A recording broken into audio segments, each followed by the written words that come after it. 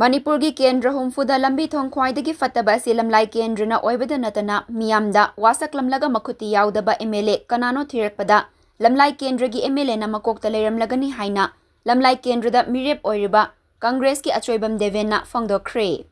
wafamasi ngasi Imphal East ki Lamlai Kendra gi manung chona leiriba nongpok hairok polling 8/39 dagi JDU da yauramba imung taranithoi amadi BJP da yauramba imung ahum punna miyoi humfuma thoina Nauna Congress ta changlakpada Achoibam Deben na lengyan yanduna harau tayam na okpagi thauram nongpok hairok ta pangthokpada phongdokhibani.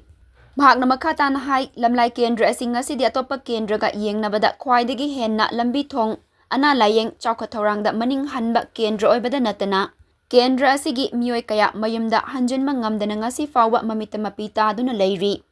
Vote kadringai matamda wasaklamba miyamda thazaba piramba kaya vote karaba matamda thabak amata paikhatlakaba kaya asi khwaidagi ikainingai oiba thabakni aikoina mihud ama oinaba hotnaba miyamna thazaba minungsi adu checksena thamba mathautai vote karaga MLA oiraba matamdana miyamgi awaba khangsin usinadana leiba haiba asi kendragi matik chaba mapi mapa amagi thawong nate asigumba mapi mapa kayana thazaba manghan biraba miyoi kayana Congress ta changlakpada taramna okli amadi Miyamgi thazaba asi manghandanaba hotnagani.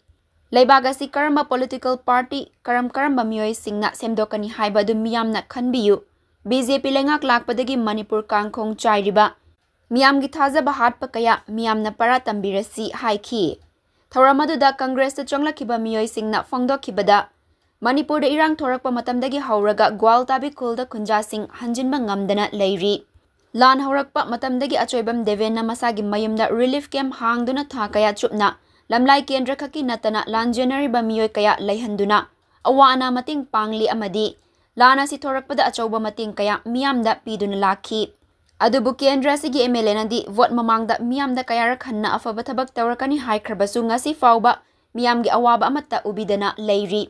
Lamlai Kendra gi lambi thongda yenglabasu lambira pukrira haiba fawba khangdaba kayani Masida sunatana mamangda mapi mapa oikraba singna magi khudong chamba khaki hotnaraga lakhiba kaya asidagi pendaduna awanba Kendra ma oinabagidamak Congress ta changlakhibani panba yabadi MP Achoibam Deben na Lamlai Kendra da lambi thong ana layeng sangna chingba yengsinbada oiramliba fibam sing ubagi ningba kaina hanbagi tangkak fawba leirabani asigumba kaya asina pendabadagi Congress ta changlakbani Masida Kendra asida mirep su oiriba Achoibam Deben na harau tayamna okpa si ubada nungaiba fawi mahakna Kendra sida chawkha thorang kaya tawrakani haibagi thazaba lei haiki Hajik hairu hairiba khunje ngahana koilas thaba yarabaneba masi thadabi maram hairura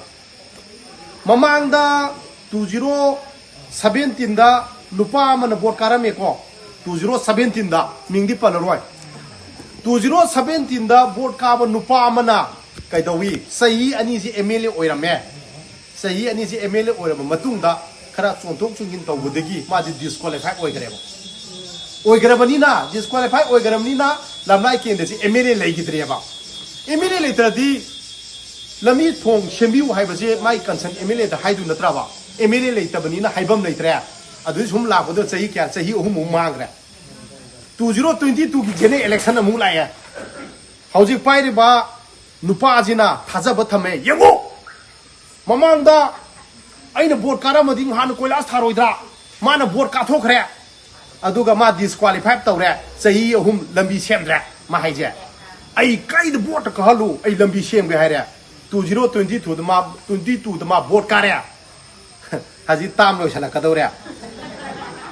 ha tam lo sala kadawre ba oh aduju lengak pai bu yauri ba Adu aji lambi thong semdre hairoga lana maram oidana PR lakhre corona lakhre mayam hairaneba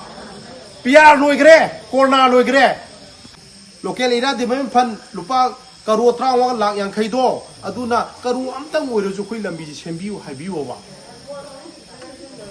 masida haihogder diko matam udi ma ju khoi gi football sannabe repeat pre khongdo apara thorok dum biam dak